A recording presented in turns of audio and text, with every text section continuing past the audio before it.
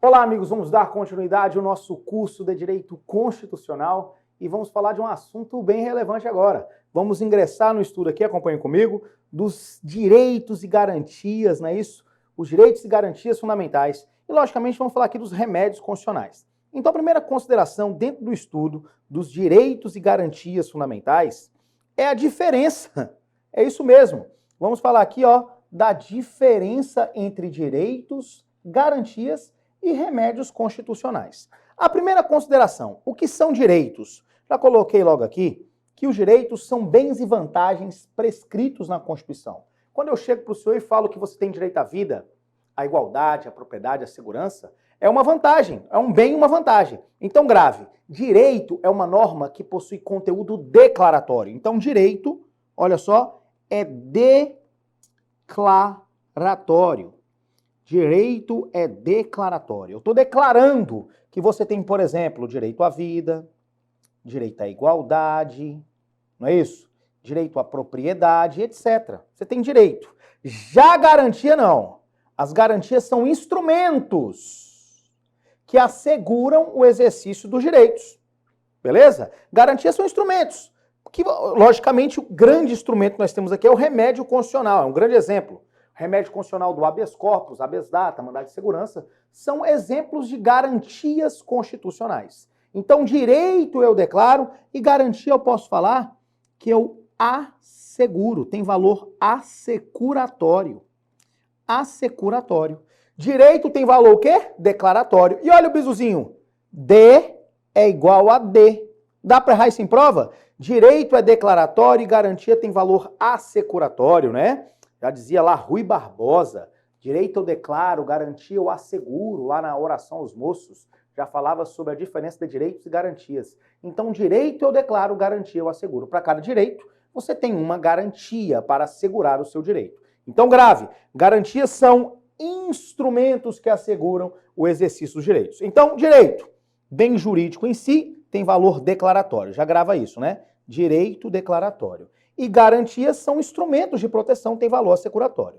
Lembrando que remédio constitucional, então, são espécies aqui, não é isso? De garantias. Remédios constitucionais. Nós vamos estudar. Que podem ser os remédios administrativos, que é o direito de petição, que é um remédio para peticionar. E o direito que você tem aqui, que é um remédio administrativo, que é o direito de certidão, que a gente vai estudar. O direito de peticionar aos órgãos públicos e o direito de obter uma certidão, que é um remédio constitucional administrativo. E o que a gente vai estudar, que são os remédios judiciais. Você vai estudar o habeas corpus, que a gente chama carinhosamente de HC, o mandado de segurança, o mandado de junção, né, a ação popular, o mandado de segurança que pode ser individual ou coletivo. São os remédios constitucionais. Habeas corpus, o mandado de segurança, o mandado de ação popular e também o habeas data. São os remédios constitucionais, aqui os remédios judiciais. Tranquilo até aqui? Fácil? Então, diferença entre direitos e garantias. Grava aí. Direito são aqui os bens e valores. É isso mesmo? Nós chamamos aqui as vantagens prescritas na Constituição. Direito eu declaro, garantia eu asseguro. Já caiu em prova falando bem assim, os direitos têm valor assecuratório, enquanto as garantias têm valores declaratórios. Está errado. Direito eu declaro. Vai no bizu. D é igual a D. Direito eu declaro. Grave isso para sua prova, porque já caiu 1 milhão de vezes em prova de concurso público, prova do CESP, prova da VUNESP, prova da FCC. Sempre cai isso em prova. Direito eu declaro, garantia eu asseguro. Não é isso? E remédio constitucional, que são espécies do gênero garantias. Tranquilo, avançando. E quando eu falo de direitos e garantias fundamentais, que é o título 2 lá da Constituição Federal, eu preciso trazer aqui à baila a discussão o artigo 60, que está sempre em prova de concurso público. O artigo 60 que trata lá da reforma da Constituição. Lá diz o quê? O parágrafo 4º do artigo 60 diz que não será objeto de deliberação uma PEC tendente a abolir. Aqui eu estou falando das cláusulas pétreas. O que seria uma cláusula pétrea, que nós vamos estudar lá em processo legislativo? Cláusula pétrea é a garantia que determinados temas que estão previstos na Constituição não sejam abolidos. Toda Constituição, pelo mundo, geralmente as constituições rígidas, né, tem um núcleo imutável que não pode ser abolido. Núcleo imutável. Aqui nós chamamos de cláusula pétrea. Inclusive, essa expressão é uma expressão latina que vem de Pedro, né? Quando Jesus chega lá para Pedro e diz: Pedro, sobre ti eu edifiquei a minha igreja e a porta do inferno não prevalece sobre ti. Quando Jesus fala isso, é aquilo que é imutável. Lógico que cláusula pétrea na Constituição não é aquilo que não pode ser alterado. Uma cláusula pétrea pode sim ser alterada. Eu não posso subtrair, retirar, abolir da Constituição. Tanto é verdade que leia comigo, olha o que diz aqui. Não será objeto de deliberação uma proposta de emenda constitucional tendente a abolir, a retirar. Aí você tem as cláusulas pétreas, que eu posso até falar, que está aqui no artigo 60, parágrafo 4º, que são cláusulas pétreas explícitas. Por que explícitas, pessoal? Porque estão escritas no artigo 60, parágrafo 4º. Aí você tem aqui a forma federativa de Estado, né? Tem até um mnemônico, forma federativa de Estado, o voto direto, secreto, universal e periódico. Então, voto, forma federativa, e voto direto, secreto, universal e periódico. A separação dos poderes, que está aqui, ó, que é o poder executivo, legislativo e judiciário. Então, separação de poderes, é cláusula pétrea, né? Então, muitas emendas aí à Constituição, por exemplo, que faça uma dependência de um poder sobre o outro, viola aqui a cláusula pétrea da separação dos poderes. E aqui, os direitos e garantias individuais. Meu Deus do céu! Vou até marcar individuais. Vou chegar aqui já já. Então você tem aqui, né, os direitos e deveres individuais. Então você tem um mnemônico aí chamado de Fovocede, né? Tem um mnemônico aí chamado de Fovocede. Mas se você quiser memorizar mesmo, né, Rude? Rude tá ali gravando para mim, você pode chamar aqui, ó, de fode, né? Você. Quais são as cláusulas pétreas? É o mnemônico imoral. Fodi você! É isso mesmo. A forma federativa, os direitos e garantias individuais, o voto direto, secreto, universal e periódico, a separação dos poderes. Pode chamar de Fovocede, mas aí fica um mnemônico para você lembrar, o famoso fodi você. Mas muito cuidado com o que eu vou falar agora. Apenas os direitos e garantias individuais são timbrados como cláusula pétrea. A Constituição não trata dos direitos coletivos como cláusula pétrea. Embora também aí a doutrina majoritária em tese e precedentes também entendem como cláusula pétrea. Mas a Constituição Federal trouxe apenas os direitos e garantias individuais. Esses direitos aqui individuais são cláusulas pétreas. Então, muito cuidado, porque já caiu assim em prova. A teor, olhando para cá, olha para mim, a teor da Constituição, os direitos e garantias individuais são timbrados como cláusula pétrea, não abrangendo os coletivos. A teor da Constituição, certo?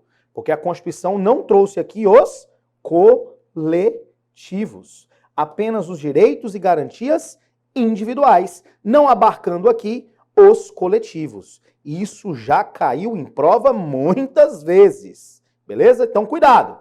Então, não será objeto de deliberação uma PEC tendente a abolir apenas os direitos e garantias individuais. Individuais, você vai esquecer hoje. Hoje, meu amigo, você que está assistindo a nossa aula, você não vai tomar café, você não vai almoçar, você não vai jantar, tu vai esquecer de fazer tudo isso, tu vai esquecer de escovar o dente, tomar um banho, tu vai esquecer tudo, menos isso aqui.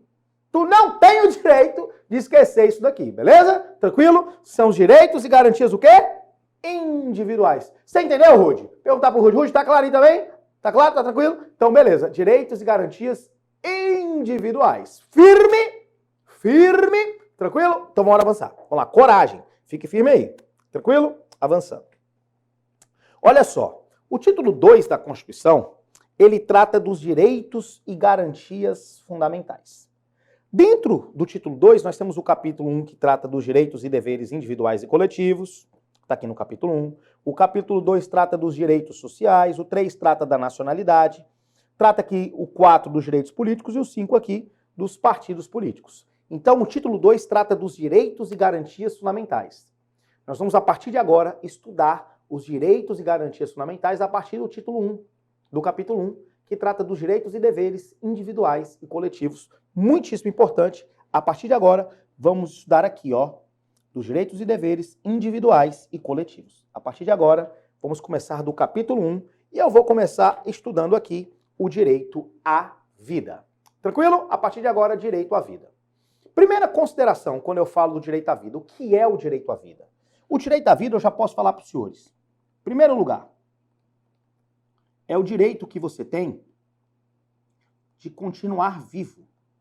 É isso. É o direito de não ser morto. Continuar vivo é não ser morto. Você tem o direito de continuar vivo. Agora, basta você continuar vivo? Não. O direito à vida é mais do que continuar vivo. É o direito de ter uma vida com dignidade. Então, toda vez que você se deparar com um direito à vida, saiba, é o direito de continuar vivo e também o direito de ter uma vida digna, vida com dignidade. Do que adianta ficar vivo se a vida é uma vida de extrema miséria, de extrema pobreza, sem direitos fundamentais, sem direitos sociais, como alimentação, moradia, trabalho. Então, é o direito de continuar vivo, não ser morto, de ter vida digna. E quando eu falo do direito à vida, surge uma pergunta. Júnior, quando começa a vida? Nós temos várias teorias que falam sobre o início da vida. Uma teoria importante, eu vou colocar aqui, do início da vida, colocar como letra A, é a teoria concepcionista, que diz que a vida é protegida desde a concepção. Desde que o indivíduo lá tem lá o óvulo fecundado pelo esperma, existe o zigoto, é isso mesmo, zigoto, eu falo que existe vida. E essa teoria é tão importante que ela é falada num tratado internacional que versa sobre direitos humanos, mas que não tem hierarquia de emenda à Constituição, ela é supralegal, que é o chamado Pacto de São José da Costa Rica, que tem hierarquia supralegal. Lembra disso? Supralegal está acima das leis. Supralegal. Essa teoria, inclusive, tem uma prevalência aqui no direito brasileiro, mas não é a única teoria. Você também tem uma teoria, letra B, chamada de teoria da nidação. O que é nidação? Só é vida depois que o óvulo fecundado pelo esperma, ele é nidado, ele é colado nas paredes uterinas do útero da mulher. Ou seja, tem até lá nos livros de biodireito, tal, você encontra, tá aqui, né, o óvulo fecundado pelo esperma, e ele tem que percorrer esse caminho aqui pelas trompas. Só é vida depois que ele nidou, que ele está colado aqui, ó, no útero da mulher. Com base nessa teoria da nidação, defende-se que a pílula do dia seguinte, ela não é considerada um método abortivo, porque ela simplesmente impede que o óvulo fecundado pelo esperma, ele aqui faça fixação aqui no útero da mulher. Pela teoria da nidação, também aqui eu posso falar sobre o início da vida. Falamos sobre o início da vida, letra C, sobre a teoria do tubo neural. Vida, pela teoria do tubo neural, só é vida depois que o feto tem a formação craniana. Enquanto não há formação craniana, eu não posso falar que existe vida, pela teoria do tubo neural. Tubo neural, uma teoria muito importante, a teoria do tubo neural. Só é vida depois da formação do crânio, do tubo neural. Outra teoria importante, letra D, a teoria do impulso elétrico. Mesmo depois da formação do crânio, só será vida se tiver funcionamento cerebral. Enquanto não houver funcionamento cerebral, eu não posso falar que existe vida, pela teoria do impulso elétrico. Então, tem que ter funcionamento cerebral. E nós temos aqui também a última teoria, importante, todas aqui o Supremo já se manifestou, a teoria natalista, que é a teoria prevista no Código Civil, que vida só é vida se nascer com vida, respirar, não é? A teoria lá, inclusive nós temos lá o famoso, aquele teste da docemasia pulmonar de Galeno, que você estuda lá em Direito Civil. Só é vida se nascer com vida, tem que respirar, por isso que existe o natimorto. E existe aquele, lógico, para fins de sucessão, né, de bens. Então, se respirou, tem um teste, faz uma autópsia, tira o pulmão do feto, coloca na água. Se boiar é porque abriu os broncos, então nasceu vivo. Se o pulmão que fez a autópsia afundar na água lá, é porque é natimorto, não respirou. Isso é muito importante para fim de sucessão de bens. Então, nós temos aqui várias teorias. Teoria concepcionista, vou até grifar aqui. Teoria concepcionista, teoria da nidação, tubo neural, do impulso elétrico e natalista. Esse aqui é o início da vida. Júnior, e o término da vida? O término da vida é o fim da atividade encefálica. Ou seja, se acabar a atividade cerebral, eu digo que acabou a vida. É o fim da atividade encefálica. O fim da atividade encefálica, final da vida, término da vida. Tanto é verdade que nós temos a Lei 9434 de 99, que é a famosa Lei de Transplantes. E olha o que diz a Lei de Transplantes sobre o fim da vida. Diz que a retirada pós-mortem, ou seja, transplante de tecidos, órgãos, partes do corpo humano destinados a transplante ou tratamento, deverá ser precedida de diagnóstico de morte encefálica. Ou seja, meu amigo, eu só posso fazer retirada de órgãos reconhecendo a morte cerebral por meio de ressonância magnética. É isso, diagnóstico de morte cerebral, constatada e registrada por 2 médicos. E esses 2 médicos não participantes das equipes de remoção de transplante. Ou seja, o médico que reconhece a morte cerebral não participa da remoção de transplante, mediante a utilização de critérios clínicos, tecnológicos, que é a ressonância magnética, definido por resolução lá do CFM, que é do Conselho Federal de Medicina. Então, início da vida, nós temos várias teorias, término da vida é o fim da atividade cerebral encefálica. Beleza? E aí vem a pergunta que não quer calar. De prova, os direitos fundamentais são absolutos ou são relativos? Grita daí, Rudy! Direito fundamental é absoluto ou relativo? Grita daí, Rudy! Absoluto caceta, Rudy! É relativo, né? Senhores, o Rudy precisa estudar. Direito fundamental aqui, eles são relativos. Os direitos fundamentais, eles não são absolutos. Não é isso mesmo? Eles não são a característica da relatividade, falamos aqui no curso. É porque ele não assistiu o curso, ele começou a gravar agora. Os direitos são relativos. Eu te pergunto, a vida, que é um direito sine qua non, é um direito sem o qual nós não exercemos outros. O direito à vida, que é tão importante, ele pode ser relativizado? É claro que pode, é claro que pode. Eu vou falar aqui, ó, da relatividade dos direitos fundamentais. Então você sabe que não são... Grava aí, tá, Ruth? Os direitos fundamentais não são o quê? Absolutos, porque eles podem ser relativizados. Eles podem ser limitados. Quando eu falo de relatividade, eu estou falando aqui, ó, de limitabilidade. Pode cair com esse nominho aqui. Limitabilidade. Os direitos não são absolutos. Eles podem ser limitados. Eles são relativos. Eles podem ser limitados. Inclusive, eu vou falar sobre pena de morte. Meus caros, veja bem. No Brasil, a regra, olha o que diz o artigo 5º da Constituição.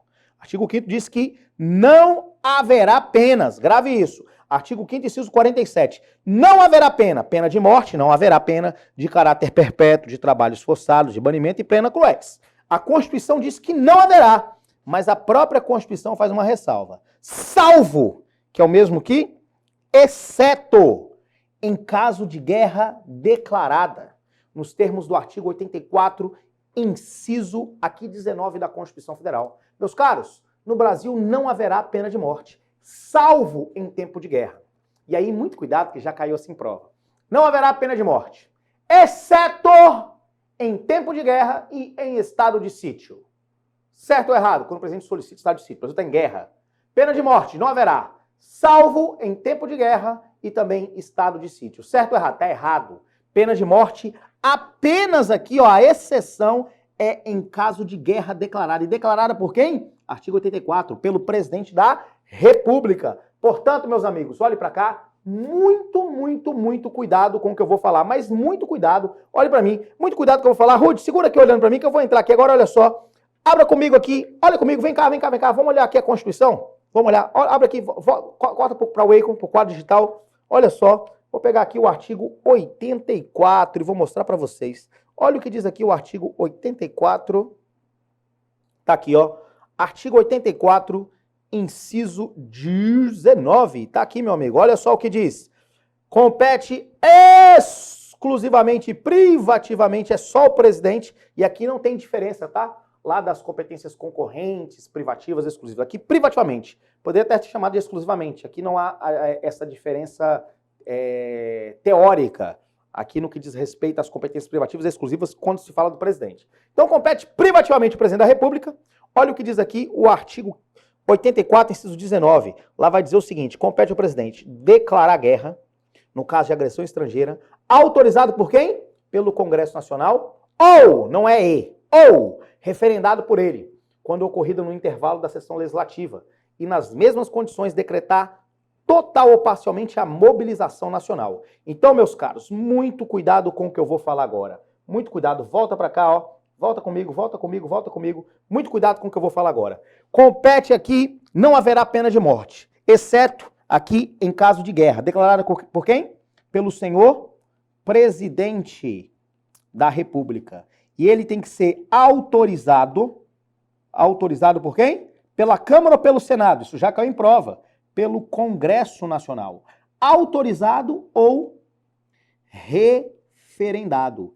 Referendado. Ele decreta e o Congresso vai lá e referenda. Beleza? Então, é só em tempo de guerra. Não aqui, ó, em estado de sítio. Não tem nada a ver com estado de sítio, beleza? Nem estado de defesa. Nem sítio, nem defesa. Não tem nada a ver com isso daqui, tá? É apenas, é no singular. Não tem exceções. Olha pra cá. Não são exceções, é exceção. Tempo de guerra, declarada pelo presidente, referendada pelo Congresso Nacional.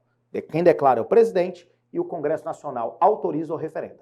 Tranquilo até aqui? Beleza? Referenda se estiver em recesso. Então, muito cuidado com a leitura do artigo 84, inciso 19. Muito, muito, muito bem. Pena de morte apenas em tempo de guerra, em caso de guerra, declarada pelo presidente, autorizado pelo Congresso ou referendado por ele. Outra consideração, relativização do direito à vida. Nós temos o caso do aborto legal, que está previsto aonde aborto legal? Quando eu falo de aborto legal é porque está previsto na lei, né? No Código Penal Brasileiro, no famoso CPB, Código Penal Brasileiro. E quando eu falo de aborto legal, você vai estudar em direito penal, você tem o aborto necessário. Que aborto é esse? É aquele para salvar a vida da gestante, você vai estudar em direito penal. O aborto necessário para salvar a vida da gestante. Imagine quando a gravidez é absolutamente inviável, o médico pode recomendar o aborto necessário para salvar a vida da gestante. Ou o aborto sentimental, humanitário. Sentimental ou humanitário, sinônimo. Que é quando a gravidez aqui, ó, é resultante de estupro. A gravidez resultante de um estupro, é possível sim ter o aborto. Esse caso que eu estou falando aqui agora é o aborto legal. Aborto legal porque está previsto aonde, amigo? No Código Penal Brasileiro.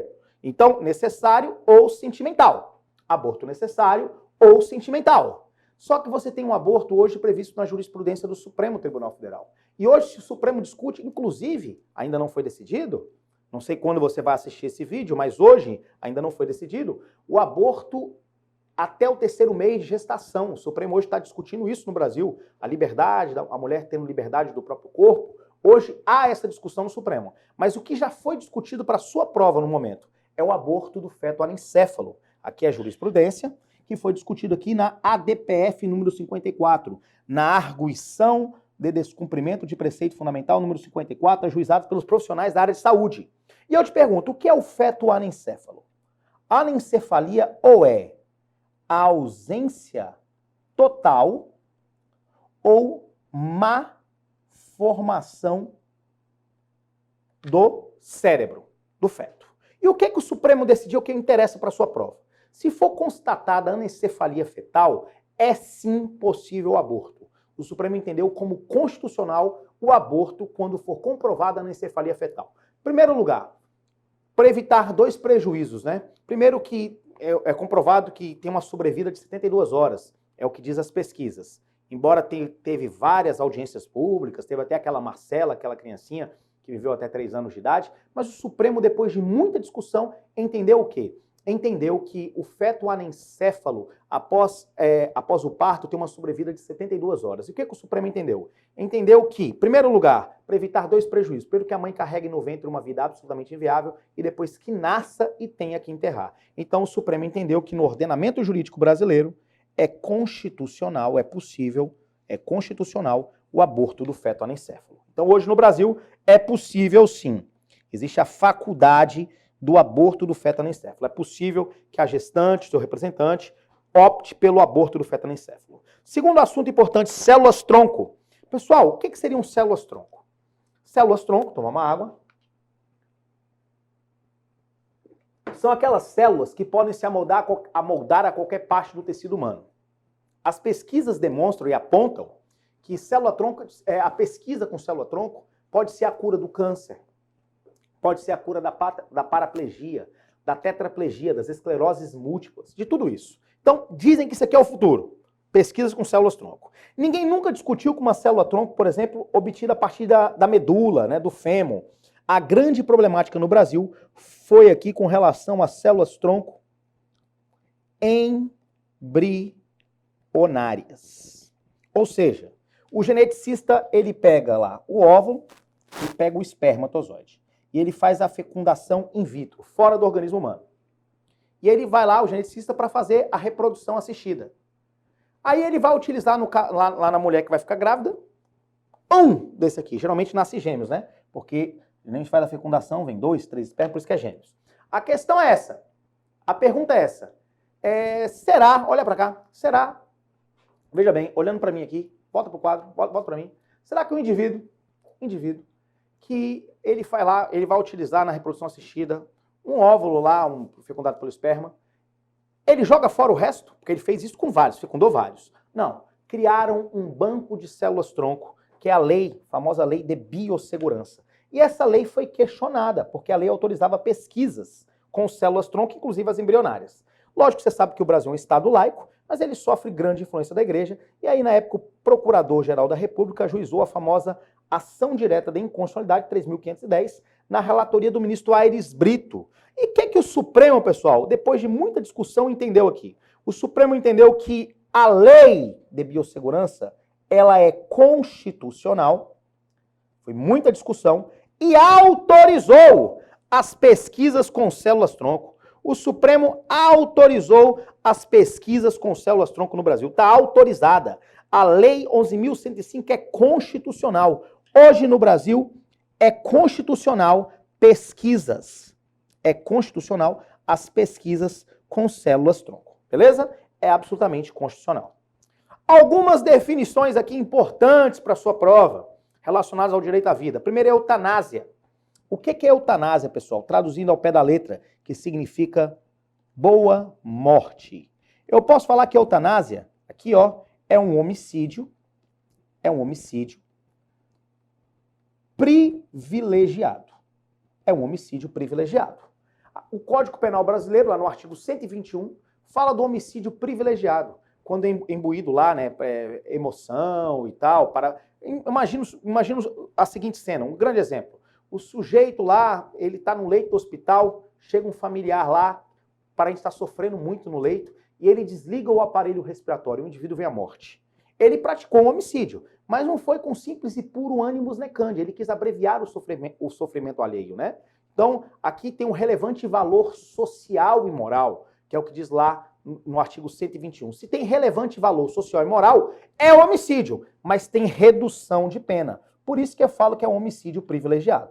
Então, a eutanásia é um crime de homicídio, mas é um homicídio privilegiado. O indivíduo pratica a eutanásia para abreviar o sofrimento de alguém. Mesmo sendo homicídio privilegiado, eu posso afirmar que no Brasil a prática da eutanásia é vedada. Hoje se discute a autoeutanásia, né, e tal, mas o que eu quero que você saiba para a sua prova, que pode ser na prova de constitucional ou na prova de penal. Saiba, a prática da eutanásia é uma prática vedada no ordenamento jurídico brasileiro. Uma outra questão importante é a distanásia. A distanásia é a chamada, é o contrário da eutanásia, né? Enquanto a eutanásia é a boa morte, a distanásia eu posso conceituar assim. É a busca, é aqui ó, é a busca por todos os meios, para permanecer vivo. É a busca por todos os meios para permanecer vivo. Ainda que meios dolorosos.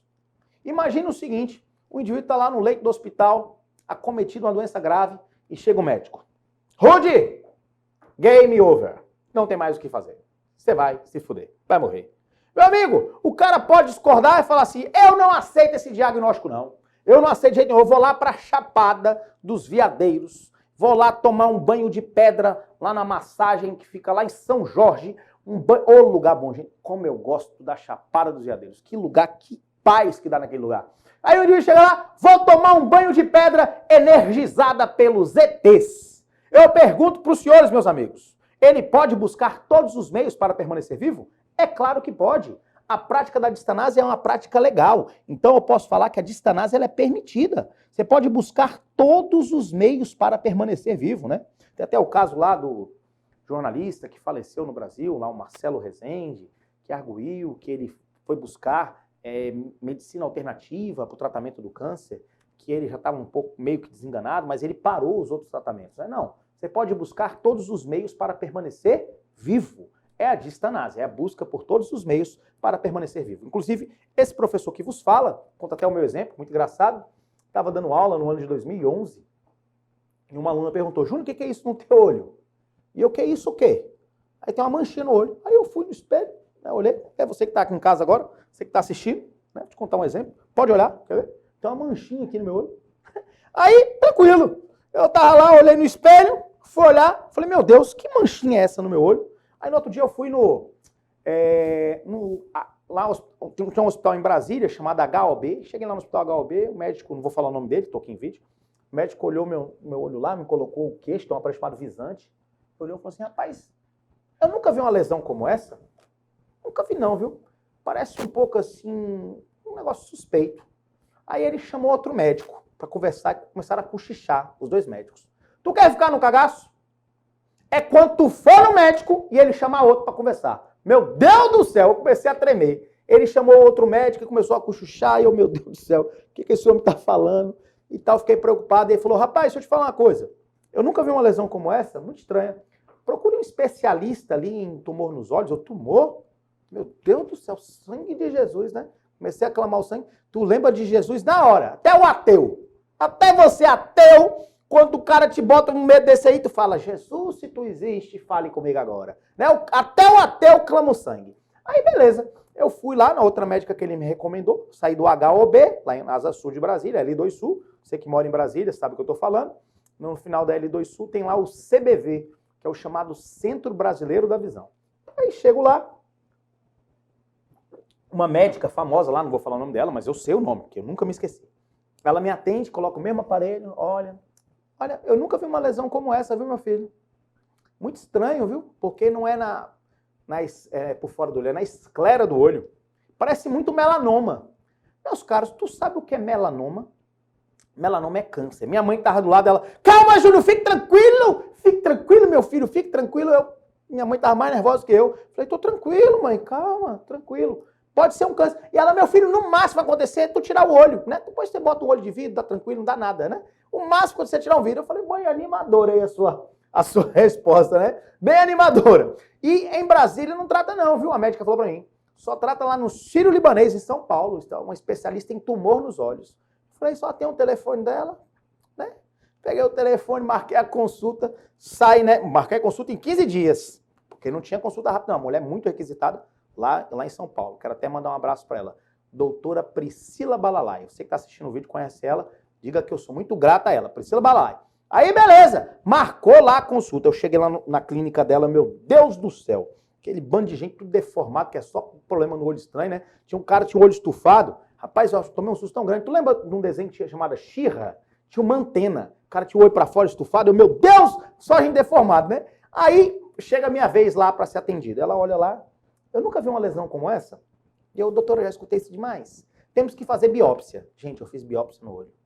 Ninguém fez, só eu que fiz biópsia no olho. Ela corta, tal, tira um pedacinho, manda pro laboratório, sofrimento danado. Aí chega. Gente, olha o poder de achar que tu tá com câncer. Eu comecei a sentir uma dor aqui. Eu falei, cara, esse negócio tá irradiando. Meu Deus do céu.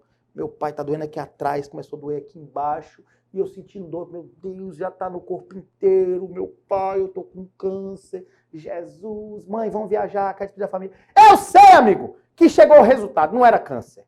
Não era melanoma, graças a Deus, estou aqui dando aula e não tem olho de vidro, tá tudo bem, né? Frustrei mamãe, não tem nada aqui. Não era melanoma, era coristoma. Era um corpo estranho. A porra da pinta era para crescer, tipo, no braço, né? Era para crescer no braço, né? Era para crescer na mão aqui, assim, ó. Mas achou por bem crescer dentro do olho. Mas se ela me manda ir lá para Malásia, lá para Etiópia, mergulhar em bosta de elefante, porque a cura é mergulhar na bosta do elefante, eu iria? É claro que eu iria. É a busca por todos os meios para permanecer vivo. Tá aqui, ó, de eutanásia. É a busca por todos os meios, ainda que meios dolorosos, para permanecer vivo e é permitida. Já a ortotanásia é diferente. A ortotanásia é o não prolongamento da vida. É o não prolongamento artificial. Vou até colocar aqui, ó. É o não prolongamento artificial da vida. Eu posso falar que a ortanásia é a morte no tempo certo. Meus caros, você pode recusar, rejeitar um tratamento médico? Pode.